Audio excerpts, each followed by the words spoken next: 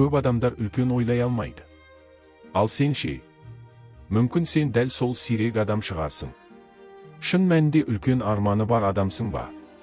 Егер иә десең, онда соңына дейін қара. Бұл видео сенің ойыңды түбегейлі өзгертеді. Достар, егер видео ұнаса, лайк басып пікір қалдырып кетіңіздер. Бұл сізге еш қиын емес. Бірақ каналдың дамуына өте үлкен көмек. Жаңа видеоларды жіберіп алмау үшін жазылып қоңыраушаны басыңыз. Ал енді кеттік, бастайық. Менің универ бітірген достарымның көбі былай ойлайтын. Бітірген соң дұрыс бір жұмыс тапсам екен. Жақсы жұмыс емес, жай ғана дұрыс жұмыс. Бүкіл өмірлік жоспары жұмыс табу болатын. Бірақ менің бірнеше басқа достарым айтты. Мен бизнес ашам, 20-ның ортасында миллионер болам. Солар қазір сол мақсатқа қарай нақты бара жатыр. Енді қарашы. Көпшіліктің ең үлкен мәселесі үлкен ойлай алмау. Ал мен үнемі айтам, бұл тек бірінші қадам ғана. Одан кейін табысқа жету үшін талай басқа нәрсе істеу керек. Әйтпесе ол жай қиял, алдамшы ой ғана. Бірақ егер сен осы бірінші қадамды да дұрыс жасай алмасаң, онда үміт жоқ. Егер сенің ең үлкен арманың жай бір жақсы жұмыс табу болса, онда ерекше ештеңе де болмайды. Бұл марафонға шығып, мәрені 100 метрге қойып қою сияқты.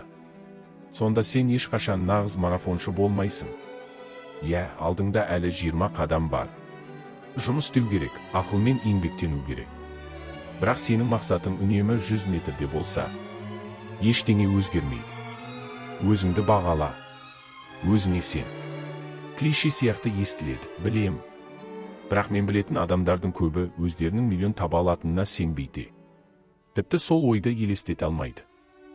Көп жігіттер өздеріне әдемі қызға лайықпын деп те ойламайды. Көп адам сәтті адамдардың арасында болуға лайық емеспін деп сенеді. Сөйтіп өзіңе төмен баға қоясың. Ал басқалар сенің құныңды жоғары бағалай ма? Әрине жоқ. Егер сен өзіңді жақсы көрмесең, басқалардан қалай жақсы көруін күтесің? Егер сен бизнес серіктес іздесең, бірақ өзің миллион табатыныңа сенбесең, мен неге саған сенуім керек? Егер мен қыз болсам, сен өзің мені лайықсың деп ойламасаң, неге мен сені лайық деп ойлауым керек? Ешкім саған сенбейді. Егер сен өзіңе сенбесең, Генри Фордтың сөзі рас. Өзінің қолынан келеді деп ойлаған адам да, келмейді деп ойлаған адам да, екеуі де дұрыс. Және соңғысы сылтау іздеу.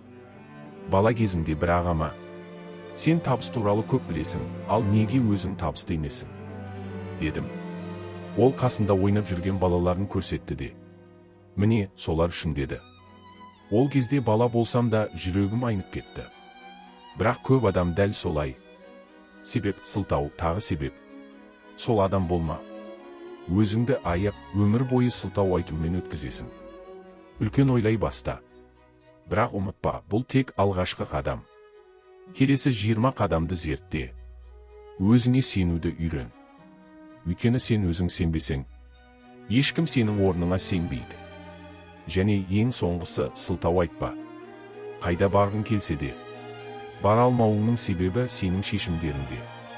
Балаларын көрсетіп, осылар кінәлі деп айтушы болма. Сенен де қиын жағдайда жүрген, баласы көп адамдар бар. Бірақ соған қарамастан, бәрібір жетістікке жеткен.